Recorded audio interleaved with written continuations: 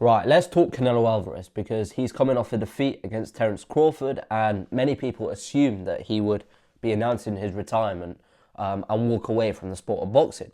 However, just recently, he's announced his return. In an interview released by Turki Al-Sheikh and Canelo Alvarez himself, Turki has confirmed that Alvarez will return to the ring September 12th in Riyadh, Saudi Arabia. However, his opponent has not yet been determined.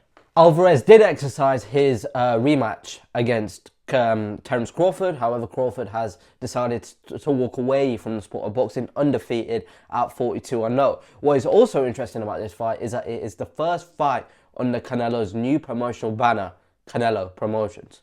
Throughout his career, Canelo has been involved with many different promoters. He's been in with the likes of Eddie Hearn and Matchroom Boxing, Oscar De La Hoya, Golden Boy Promotions, and just recently Zuffa Boxing, which did their first ever show between Alvarez and Crawford.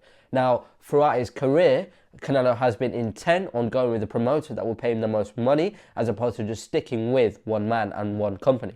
Canelo usually fights on Cinco de Mayo, which is a big celebration out in Mexico. However, for the first time since 2021, Canelo will not fight on that date. Canelo has been business savvy throughout his career and continues to do so by setting up his own promotional company. He joins the likes of Amir Khan and Floyd Mayweather, who decided to set up on their own. Setting up on your own means that you can sort of control everything from fight locations to pay-per-view buys, etc., meaning you keep the lion's share of the money that comes in. However, it does add stress, and Canelo will need to have a good team around him, which I'm sure he will, to advise on said situations.